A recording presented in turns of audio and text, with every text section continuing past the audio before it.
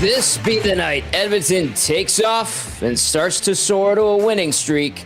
We get you set for the Oilers of the Jets on the GCL Diesel Oil Stream pregame show. Good evening, everybody. Welcome to the pregame show right here on Edmonton Sports Talk. Tom Gazzola with you alongside Benny Thomson, and Joaquin Gage will be by shortly as we get you set for tonight's action down at Ice District. The Oilers and the Jets, first of three meetings this season, a couple of meetings this month, and a pretty good rivalry between a couple of cities that have had a good thing going for a long time. And when the Jets were missing in the NHL in the late 90s and the early 2000s, there was a void in the Canadian hockey heart, if you will.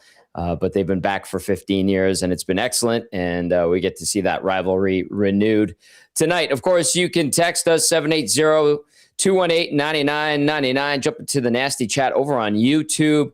And I'll just remind folks, our next live on location, December 13th at Boston Pizza 170th. Also, GCL Diesel, providers of the best diesel engine components around, from turbochargers to ejectors, fuel pumps to sensors.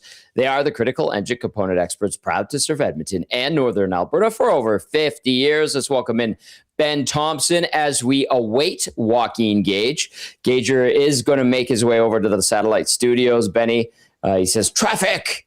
So when he gets here, he will join us for what he is calling Gage changers. Yeah, not bad. And we'll also hear from Mitchell Clinton, radio analyst for the Winnipeg Jets. He and I were able to have a quick chat earlier in the day, so we'll get to that a little bit later on in the show. What's up, Benny? Not much, man. Just once again, excited for this is a big game. This is a really big game. Not just because it's the Oilers, but it's two, Canadian teams, Saturday night hockey. Can't ask for much more. 8:00 start. Oilers are wearing their alts, which would be cool. They have a pretty damn good scoring track record with these jerseys right now. 2 games. Are they wearing them again? Yeah, I believe they're wearing them again tonight. Oh, I believe so. So, they will be. It should be a fun night between these two teams. I'm excited to see what happens. Let's take a look. Yeah. Where's the dates here? I have the release. They'll wear it 7 times, so they've already worn it twice.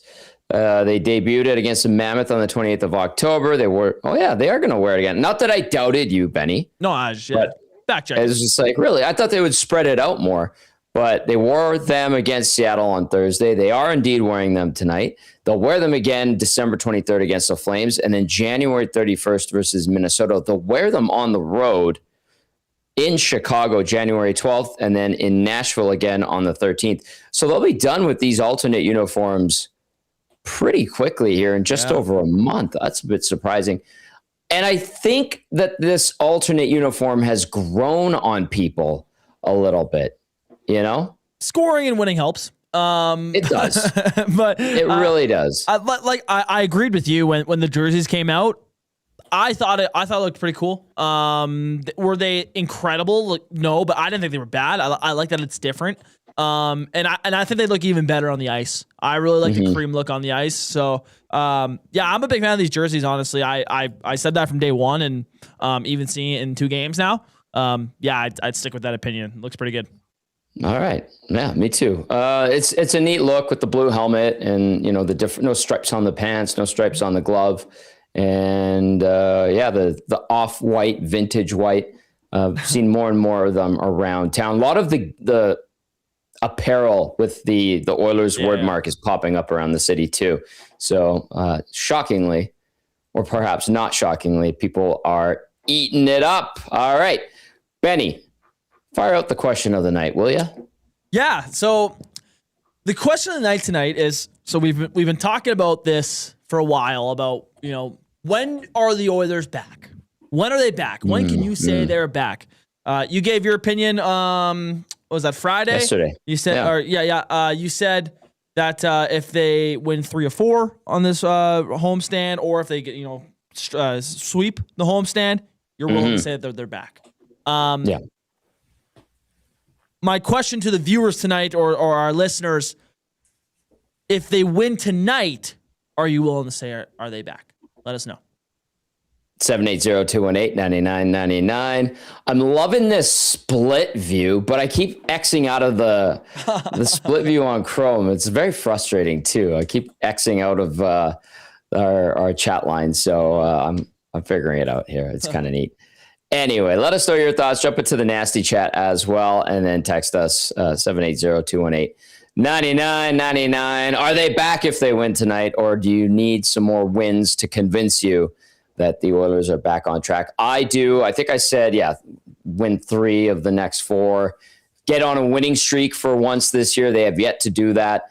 Real opportunity here. A struggling Jets squad that did pick up a win yesterday against Buffalo 4-1, but had been in the doldrums of missing their starting netminder and some injuries, and guys have come back, and they've had some troubles. So for me, it's an opportunity for the Oilers against the Jets, and then you get Buffalo, and you got to remember what happened to Buffalo, or with Buffalo in Buffalo a couple of weeks ago. They got spanked 5-1. The Oilers did. And then you get Detroit. I think that's a winnable game. Real opportunity to make some hay on this homestand. And if they actually put together their first winning streak of the season, I might be willing to say that they're back.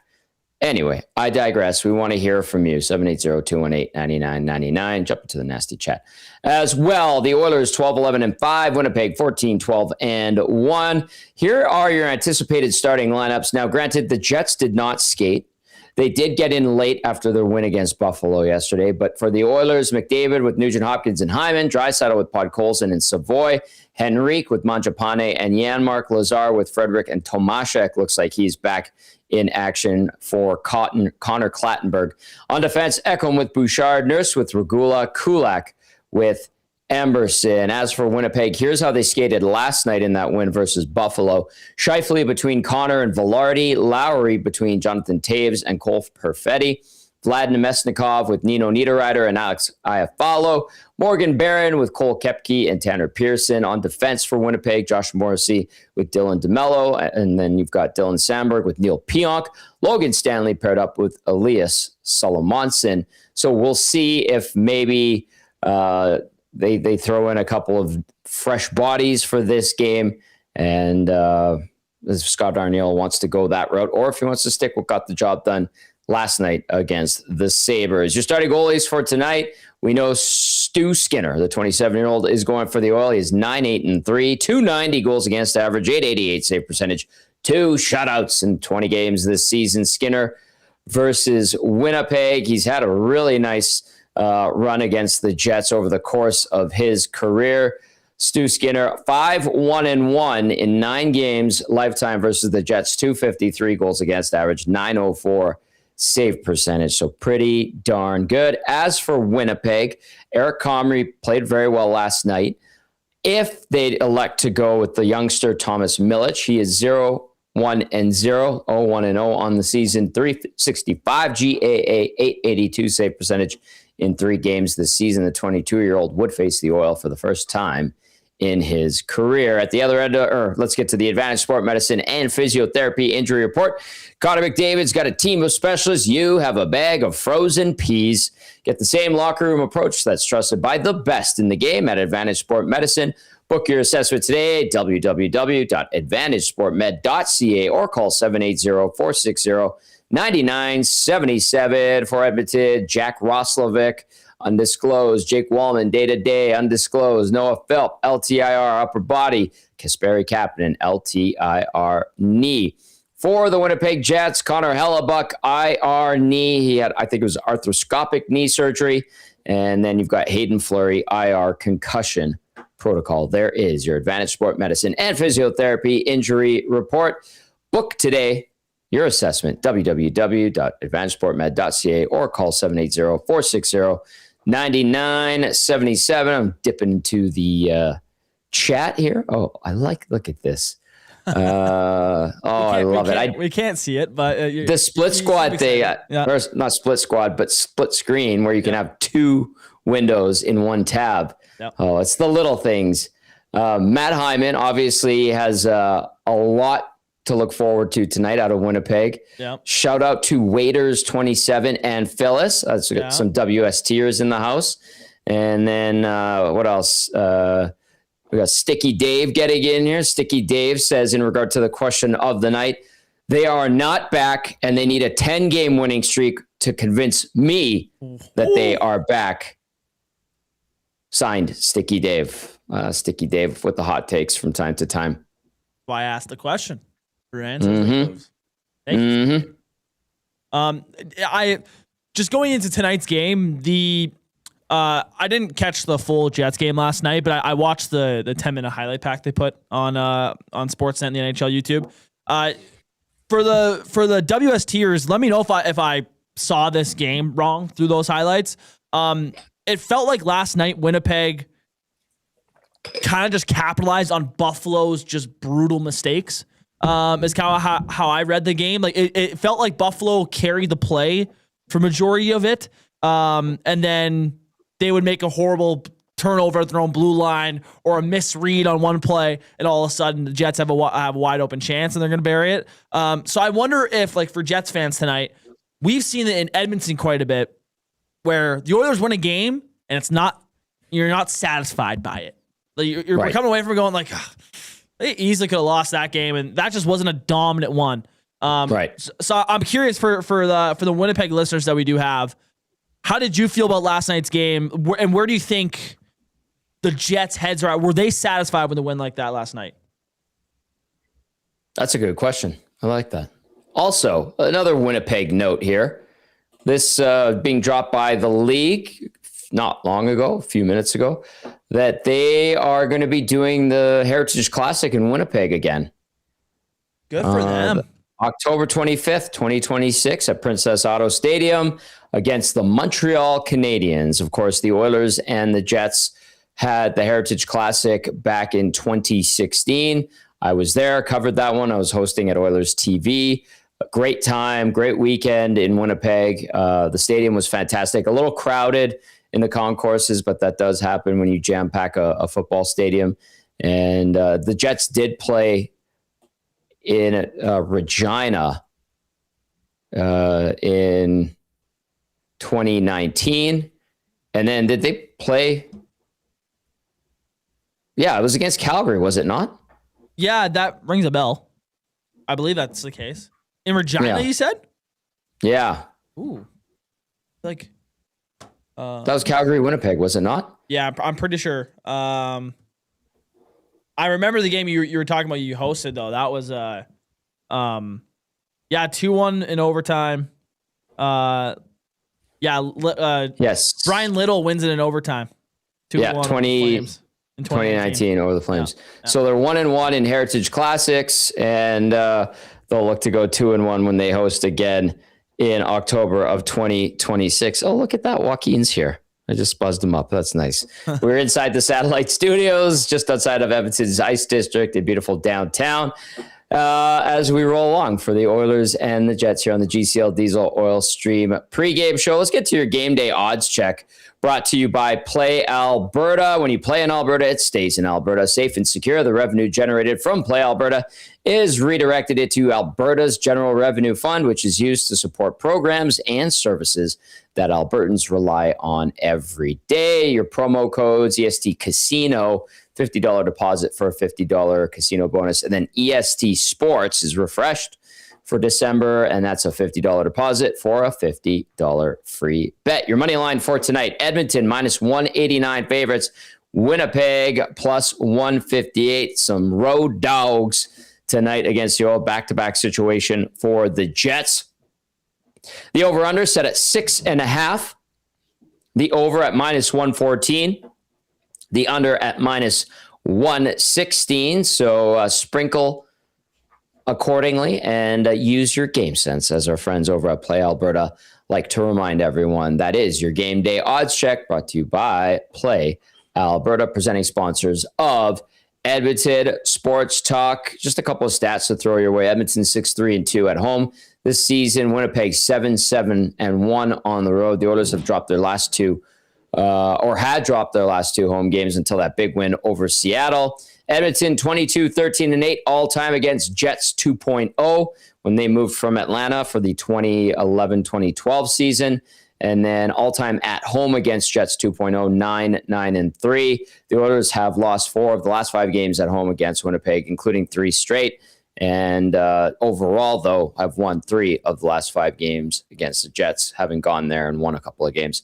So there you go. Edmonton 5-2-3 in its last 10 versus Winnipeg. 780-218-9999. Get to the nasty chat as well as we roll on here on the GCL Diesel Oil Stream pregame show. The Wolf getting in on the action. Oh, says, I got my EST hoodie and my AM Nasty jersey on during the snowstorm, boys. Hopefully the LOL can keep, or the oil, it says LOL, but I know you meant the oil, can keep things rolling. Let's go from the Wolf. Nice. I love that jersey. The Wolf looks great. Let us know your thoughts. When will the Oilers be back? Are they back already for you?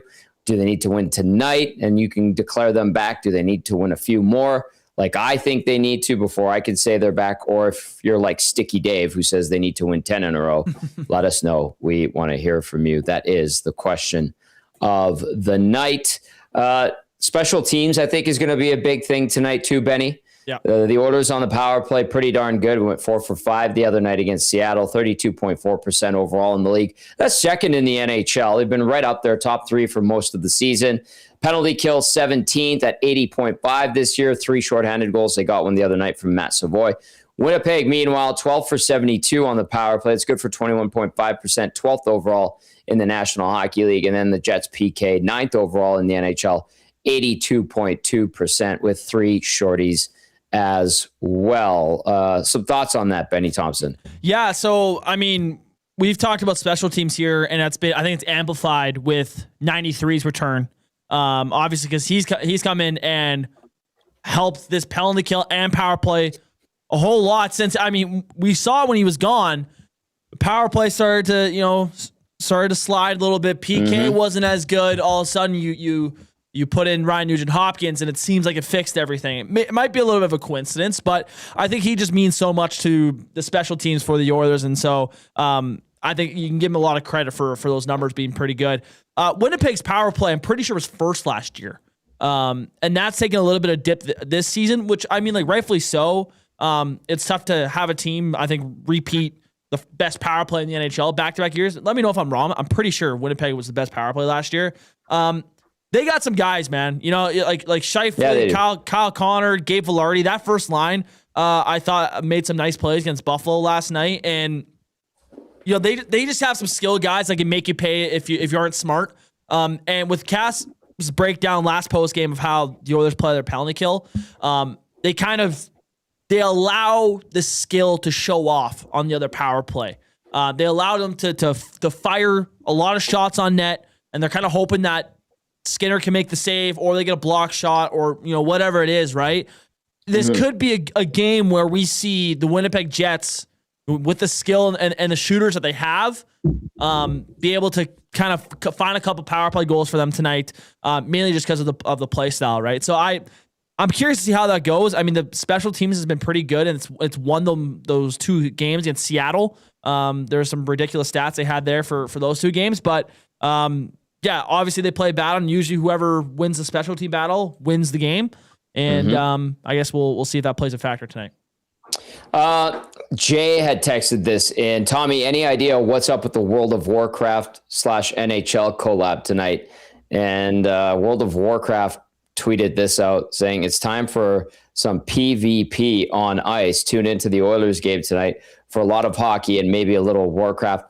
I have no idea what this is. Is that like one of those like Disney collabs too? Like how they did like the... Maybe. All I know, I thought World of Warcraft, my buddies were playing it 20 years ago, and like they're dorks, but I love them. They even played the board game. I thought that game was dead. I thought the South Park World of Warcraft episode was hilarious. Again, like 20 years ago. So no clue what this is all about. I'm sure we will find out, but anything to turn a quick buck. And so we'll see what that's all about. All right. I see Joaquin is set up. Gage, I gave you a light. Are you using it? I am. Oh, okay. Very nice. How do I sound? Am I okay? You sound wonderful. Okay, good. Good. Welcome to my home. Thanks, Tom. Yeah. Good to be back in the show home here. Yeah. See, it's pristine as ever.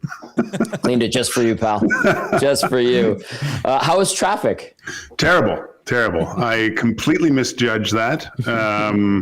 And everything seemed to funnel down to one lane. So it was, and it's cold out there, Tommy. I'll say it's a little chilly, but I'm here. I'm ready.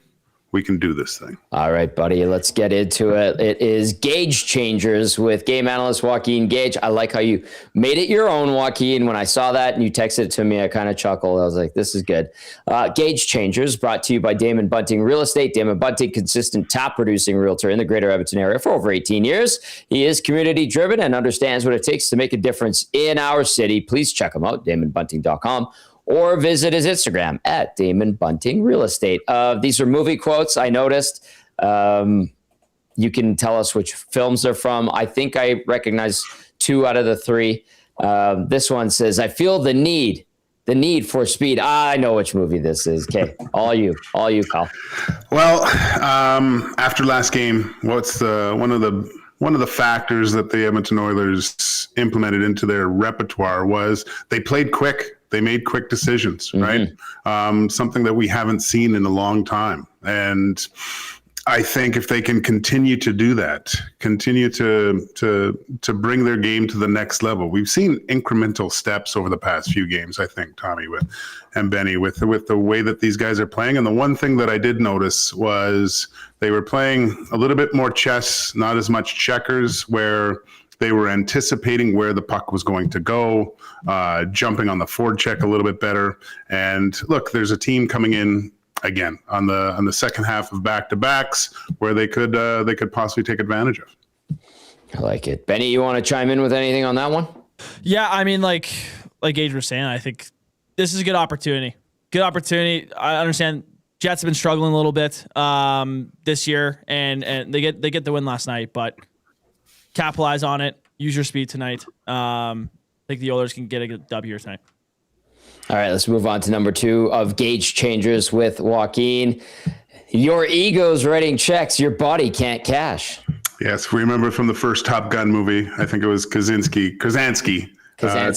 Talking to Maverick about his reckless kind of flying style. But I meant something a little bit different here, Tommy. You know how this team can sometimes get a little fat and sassy, right? When things start turning and they hear, well, we're playing well, we're playing at a decent level. Sometimes they just tend to throw their sticks out there. The ego gets the best of them. They still got a lot of work to do. And hopefully that mindset is still installed by the coaching staff and to a man, essentially, right? You want to take accountability for each other's actions, play for one another in the room. I'd like to see them continue to build, not take any steps back here, because I mean, I don't know how much hockey you watched today, Tommy, but I did. I got sucked into a game today, and it was the Columbus Blue Jackets and the Florida Panthers. And the Florida Panthers had a galvanizing moment, I think, tonight with the way that they were able to win that game.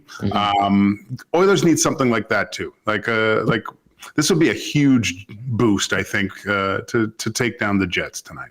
I'm gonna add to an aside to this one, and it alludes to the question of the night from Benny.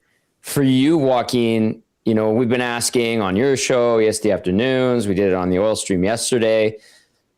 Are the Oilers back? What would it take for us to consider them, quote unquote, back? What is it for you to be able to say, all right, this Oilers team is back now? To me, it's a month of good hockey. That's like, if we're sitting, you know, after the New Year's Eve game, right? And I mean, hopefully it's a win for the Edmonton Oilers at that point. And you look back and go, okay, they've turned the corner. This was a really, really good month for them. I need to see a whole month of solid play where they're well above 500, beating teams that they should, and gaining ground within that Pacific Division. Because I know they've been able to take advantage of Seattle. Seattle hasn't played well against the Oilers, but there's still some teams above them, and there's teams below them that are nipping at the heels, right? So even a little streak like we've been talking about, a 3-4 game streak can mean the world of difference. And the problem is usually when you go on one of those streaks, everyone else keeps winning too, right? So you might there's little bit of increment steps of gaining ground in the standings, but they're going to have to, because I just feel that someone in this Pacific Division is going to say enough's enough and start taking off, and Oilers want to be there when that happens. Edmonton, as of right now, 29 points through 28 games. On the outside looking in of the playoff picture, I mean, take it as you will or as you want to. Winnipeg also at 29 points, but Chicago at 30 points, Utah at 31, and then you got in the Pacific, LA at 31, Vegas at 34, and Anaheim now at 35. Anaheim has the same amount of games played as the Oilers at 28. Vegas has 1 game in hand. LA 1 game in hand. So it's there, like you're alluding to, Joaquin. It's just, will they put together a winning streak for the first time this season? Would you give them the last week or so as good hockey, quote unquote? And they only need 3 more weeks to fulfill the month of good hockey. Good hockey. Maybe I'd phrase it as better hockey. Let's just say that. Okay. Because there's still parts of their game that they need to work on, right? There's the little bits, like and individually too. I think there's a level individually that a lot of players on the Edmonton Oilers should be able to do every single game in, game out. Like Connor McDavid was shot out of a cannon, and he completely had safeties off. Right, he was rifling that puck, but I was happy about that, because it's another element to his game that I think he needs to continue to have success. But it also found me saying, like, why doesn't everyone else do that too? Like, Connor's not the only one guilty of maybe overthinking it and overpassing it and trying for the pretty play too much. One player that comes to mind in a lot of instances is Mangiapane.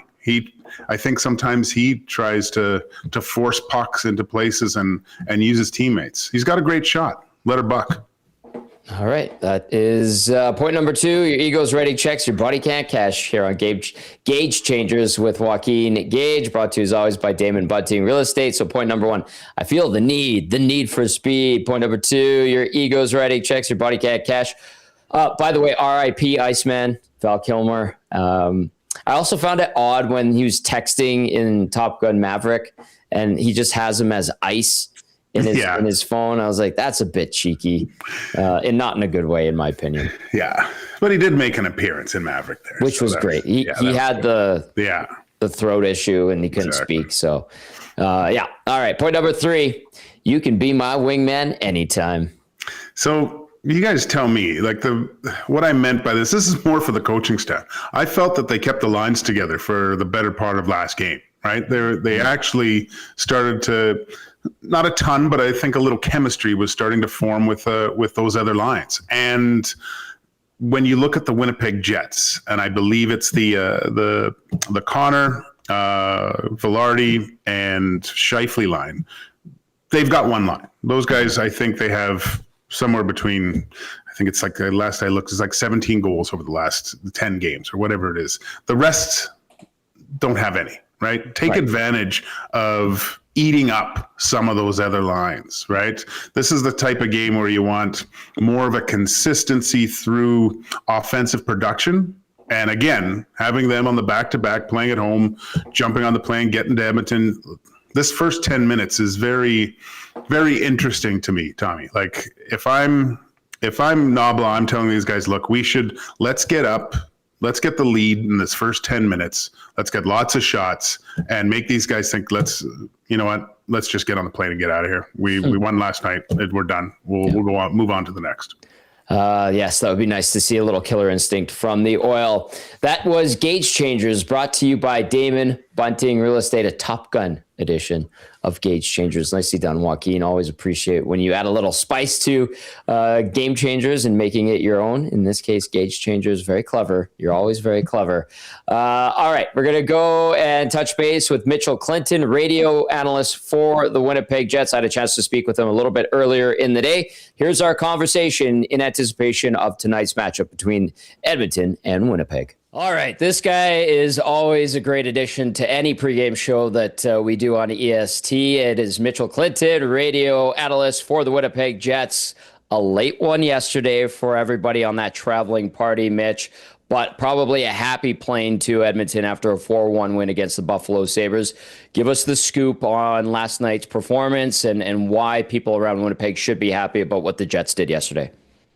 Well, number one, it's a win. You'll always take those. Now Winnipeg's got points in 3 of their last 4, which is nice coming off of a 4-game losing streak that just was one of those runs where they would be in games but would find ways to come up on the wrong side. This time they came up on the right side. And for Winnipeg, it was also a little bit of retribution. They played Buffalo in Buffalo earlier in the week, and I mean, they were down 3-0 after the first period. It was just rush chance after rush chance. And, Winnipeg then go into Montreal, play a pretty good game, eliminate a lot of the rush chances, but find a way to come up on the wrong side of that one in the shootout. But hey, you got a point. You're trying to get some momentum going in your room, especially for a group that is now 2 weeks without Connor Hellebuck. So every point's going to matter. And then you take on Buffalo, and really, Buffalo had a great start in the first 5-6 minutes or so, really peppered Winnipeg with some shots. Eric Comrie was solid between the pipes at that point. And then Winnipeg started to get some offense from some other lines, and that was probably the biggest positive that came out of the game against Buffalo. You get a couple of goals from your fourth line. Cole Koepke had been kind of in and out of the lineup since coming back from injury. Hadn't found the back of the net as a Winnipeg Jet yet. He does that, gets an assist as well in the game. Tanner Pearson scores on a breakaway. So you start to see a lot of those positives because, Kyle Connor got Winnipeg's first goal of the game against Buffalo, but again, it was like, okay, well, there's the top line doing what the top line's supposed to do. Mm-hmm. And they factored in on, I believe it's 50% of all the goals that Winnipeg has scored this year. They've scored 50% of them. So it's kind of like you really wanted some of those other lines to start finding the back of the net. They did that. They had a little bit of a tweak with their middle six. So we'll see if that holds tonight. But 2 points in the standings. That's what really matters. You get your one win in a row. You move on to play Edmonton tonight. A 4-1 win against Buffalo in Winnipeg. And then, like you mentioned, a 5-1 loss in Buffalo. That sounds eerily familiar, especially around here. So poop hit the fan when the Oilers lost in Buffalo a couple of weeks ago that bad. And then obviously, they had a really tough loss to Dallas, and things got a little bit wild, and the temperature certainly got a lot hotter around here after that one. Give us a sense of how things are going in Winnipeg with the struggles of late. You mentioned Hellebuck's out for a little while. It's been a couple of weeks since that injury and the procedure that he had to have. How are Jets fans handling things right now? Well, a win helps, obviously. I think there's just, some questions about, when is that secondary scoring going to show up? Cole Perfetti missed a big chunk of time at the start of the year with an ankle injury, and I think he's still kind of working his way back, even though he's been in for, close to 10-ish games or so. I think there's maybe a little bit of a conditioning thing going on there, just because, you've talked to a number of athletes, you take away their feet, there's not really much they can do in terms of conditioning. So I think things will just continue to get better for Cole Perfetti. Niederreiter with Adam Lowry and Alex Iafallo has kind of become that de facto shutdown line for Winnipeg. And, they've had trouble kind of sustaining that offensive zone time that they're really known for. Adam Lowry coming off of hip surgery in the offseason. So I think he's still trying to get caught up to where he wants to be. And, it just kind of hasn't been that shutdown group defensively that I think everybody came to really expect over the last couple of years when you win back-to-back Jennings trophies. So there's certainly been an adjustment, maybe not an expectation, because I think the expectations are still super high, both within the room and outside of it.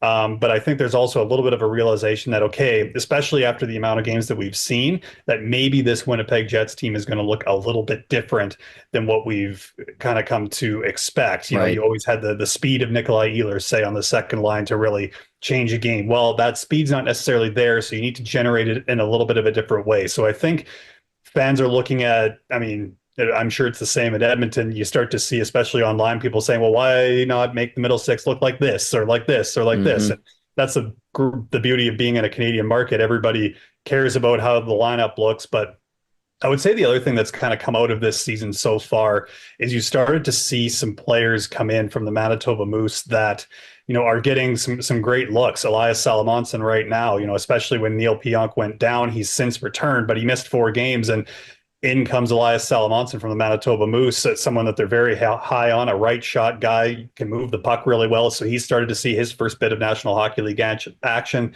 You've had Brad Lambert, Parker Ford, Nikita Chibrikov all get really good looks as well, as Winnipeg was dealing with injuries early in the year. So you're starting to see some of these guys break in and play in some roles. Like Brad Lambert, when he came in, would always be in that top 6. So he was getting that look that I think he really wants. Now, of course, still down with the Manitoba Moose at this point, but you're starting to see these guys break in. And I think Scott Arniel, as much as, Winnipeg's top lines remain together, outside of that, I think we've seen a lot of shuffling, a lot of moving around, trying to find that right mix. So I think Winnipeg overall would say that they're trying to continue to build to find that exact identity of what they want to be, and fans are kind of along for the ride in that regard and just hoping that they find that identity and get back to being that team that was perennially competing for that Central Division title. Mitch Clinton joining us now, Jets radio color analyst. And, even though the team has struggled, and you mentioned you getting guys in from the minors, contributions, maybe depth scoring isn't where it needs to be. The goaltending situation we talked about a little bit already. They're still right there, Mitch. I mean, the Western Conference, especially the Pacific Division, is soft, but the Central is a much tougher division. But I look at the overall picture in the West, and I tell Oiler fans when they text our show and our station, I say, it hasn't been great, but they're in the mix. And I think that's reassuring. Do you get that sense? How have you kind of viewed this Western Conference this season? The East is super tight as well, because you're not really out of it. Yeah, 100%. I mean, you look at the Central Division the last number of years, it's always kind of been Winnipeg, Dallas, Colorado, and Minnesota's usually been in and around that mix as well. And early in the year, we're starting to see, I think, Utah take that step that a lot of people maybe expected was coming at some point. They had just been on this upward trajectory for the last few years, even dating back to their last couple seasons in Arizona. You started to see that build.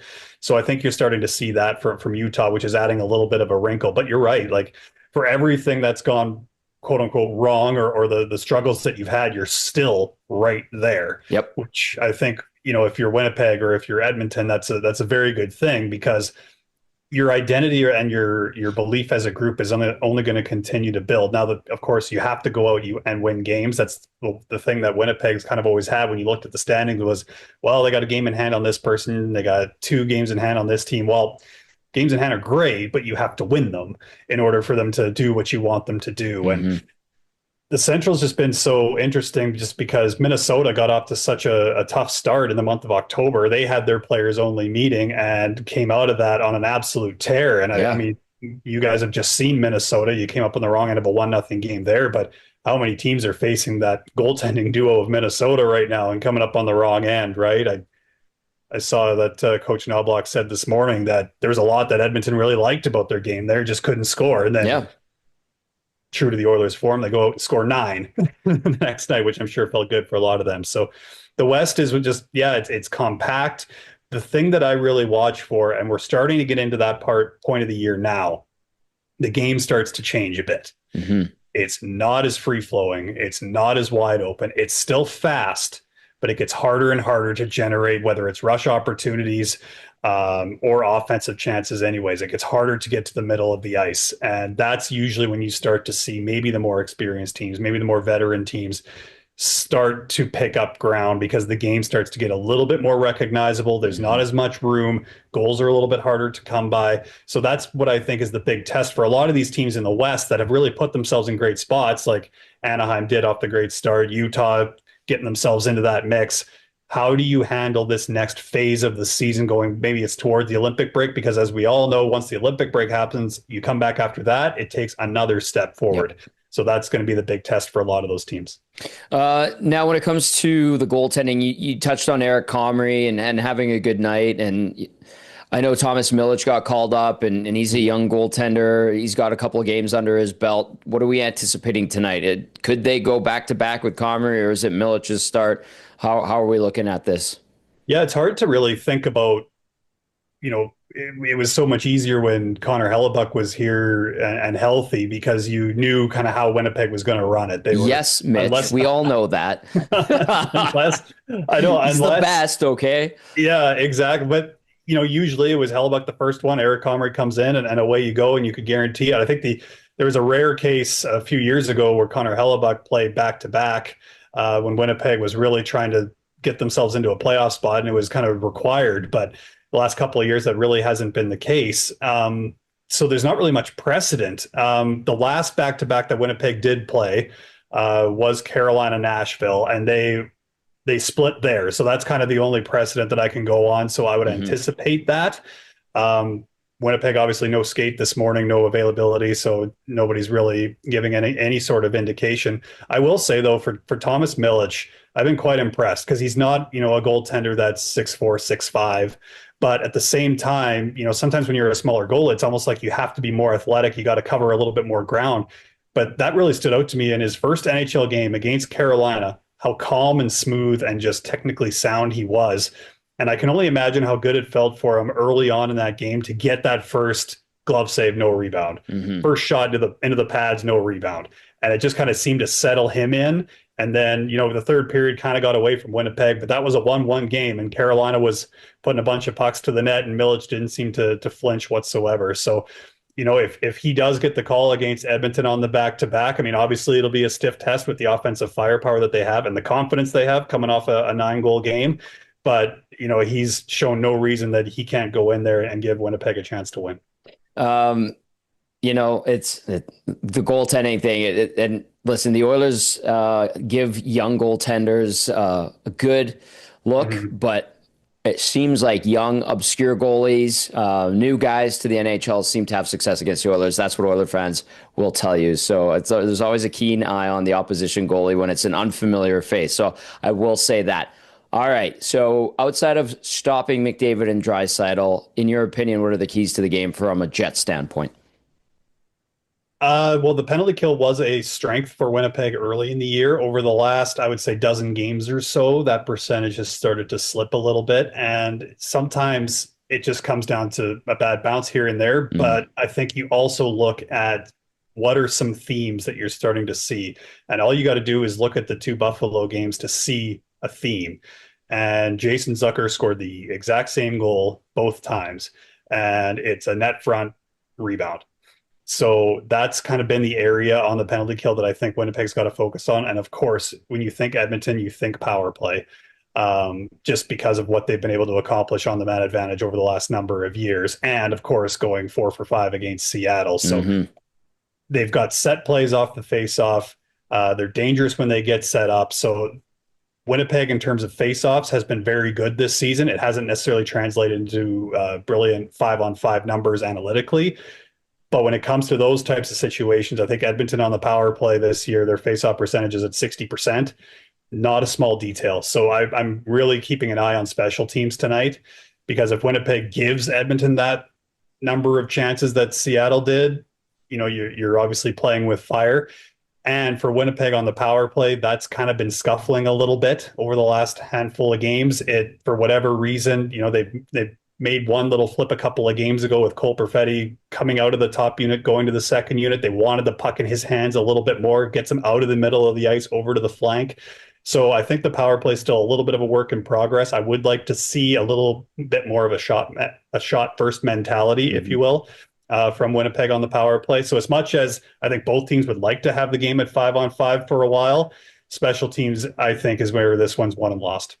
Mitch Clinton, always a wealth of knowledge. Always appreciate your time. Have a great broadcast tonight, my friend.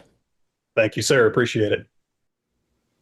Good stuff there from Mitch Clinton, radio analyst for the Winnipeg Jets. So really appreciate his time, like I mentioned there. And great guy, great broadcaster, and a great part of the Jets community, let's call it. All right, guys, we have a few minutes left. We do have an update lineup-wise. and it comes from Mitch Clinton. So your lines for Winnipeg: Scheifele between Connor and Velarde, Lowry with Taves and Perfetti, Nemesnikov with Niederreiter and Iafallo, Barron with Koepke and Pearson. On defense, Morrissey with DeMello, Sandberg with Pionk, Stanley with Luke Shen, so he's in for that Salamonson. Eric Comrie will start in goal, and that is back-to-back nights and back-to-back starts for Eric Comrie. The 30-year-old, 6-5-1 this season, 282 GAA, 905 save percentage in 12 games this year. His lifetime record versus the Oil, 1-1 in 2 games played versus Edmonton, 252 GAA, 942 save percentage. And this is the benefit of having a former National Hockey League goaltender on our roster at EST. Joaquin, he plays last night, plays well, gets the win. They have to fly. They get in late. There's no skate today for Winnipeg, and he's going again. They're not going to the young guy in Milic. How tough is this going to be for Eric Comrie, or is he going to be okay?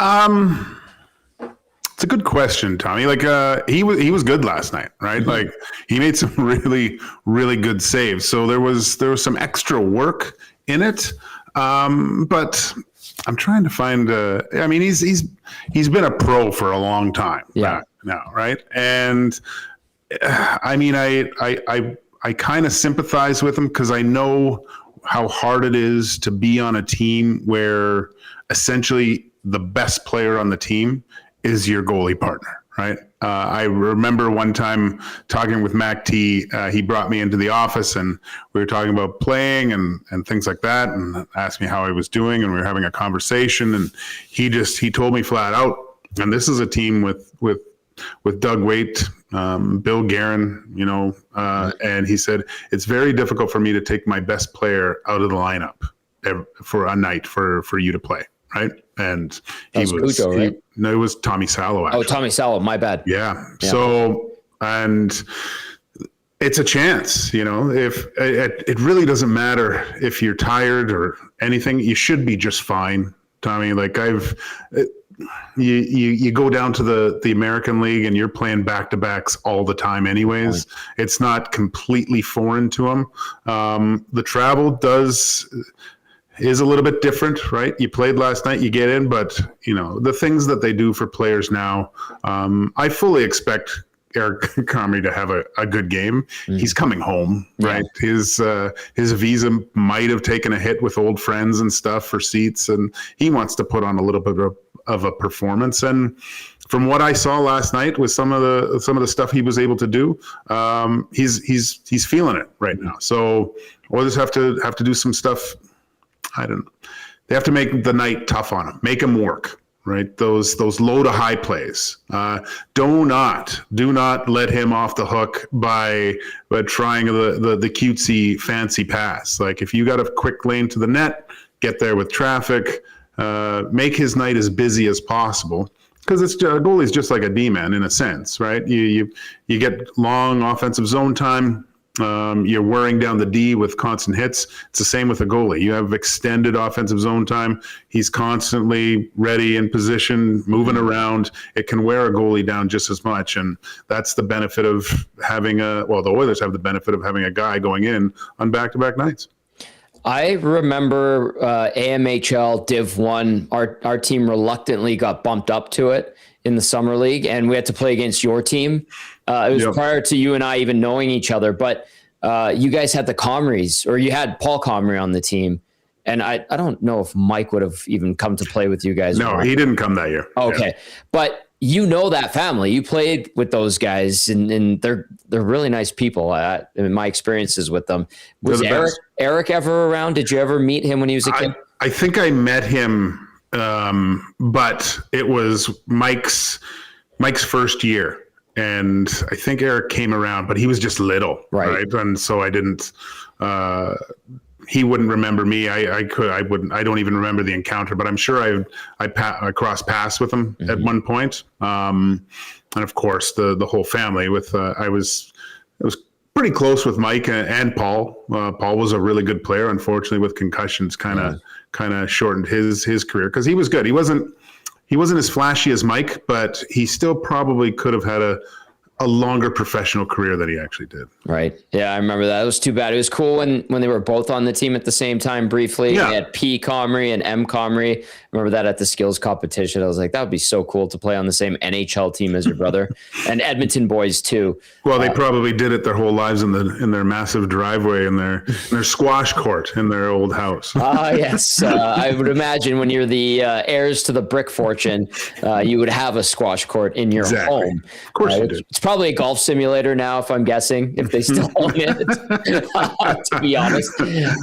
Anyway, but maybe you were Eric Comrie's favorite Oilers goaltender. Maybe. Now, there's some pretty good ones in that time that were here. You mentioned Tommy Salo. I mentioned Cujo. But Joaquin, if it means anything to you, just like I told Tyler Wyman on Thursday when I skated with him, he is my favorite Avalanche goaltender of all time. Wow. I think he played one game with them. And then you are my favorite Oilers goaltender of all time. Well, thanks, Tommy. Thanks. Yeah. All right. So there you go. All right. We have a couple of minutes left. There's a text that came in. I wanted to get to it really quickly. It was from Stupid Peter. Stupid Peter, I always giggle when I see the handle, says, "What's going on with Wallman? I'm worried this will be a regular thing for him." Yes, he does get nicked up often. It is part of his MO. It is something the Oilers are aware of and are concerned about. So, it's left as undisclosed. I haven't pried to figure out what exactly is nagging him, but he does get, nicked up often. So that's kind of what I can pass along to you, Stupid Peter. And then Stupid Peter also said, hey, Quinn Hudson scores again. If he keeps this up, he'll get a look here sooner than people think. Hudson, I just reposted this from Ryan Holt, who's calling the Condors game right now. He scored his 13th goal of the year down on the farm. Power play marker, make it 2-0 Condors. 20th point in 11 games for Quinn Hudson. Very, very impressive for him. So the Condors playing against the Henderson Silver Knights right now. Benny Thomson, let's get you back in here as we get set to wrap in the next couple of minutes. Any final thoughts from you? Yeah, I mean, this is much talked about. Yeah, let's see this team take advantage of a struggling Jets team that had a nice win last night against Buffalo. But I mean, Eric Comrie on a back-to-back. I know Gage said it's not a big deal for a goalie like that, but it still, I think, it means a little bit. Clearly, Winnipeg didn't read the game or the scouting report on the Oilers with their struggles against inexperienced NHL goalies. But they're going with Comrie tonight, which was an interesting decision. But yeah, I'm excited to see what happens tonight. If the Oilers win in dominant fashion tonight, I have a feeling it'll be a fun post-game show with some of our WST listeners and EST listeners. So yeah, I'm excited to see what happens.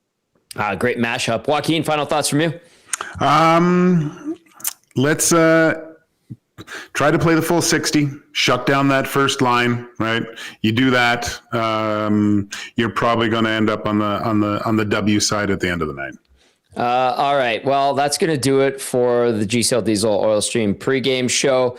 I will be the rooster to Joaquin's Maverick, and we're going to head to the game. Should be a good one down at Rogers Place. Dress warm if you're heading out there, and we'll see what happens. When all is said and done, we will break it all down right here on the GCL Diesel Oil Stream post-game show. Afterwards, a big thank you to Mitchell Clinton for hopping on and giving us the scoop on the Winnipeg Jets. For Joaquin, for Benny Thomson, I'm Tom Gazzola saying enjoy the Oilers versus the Jets, and we'll see you on the post-game show.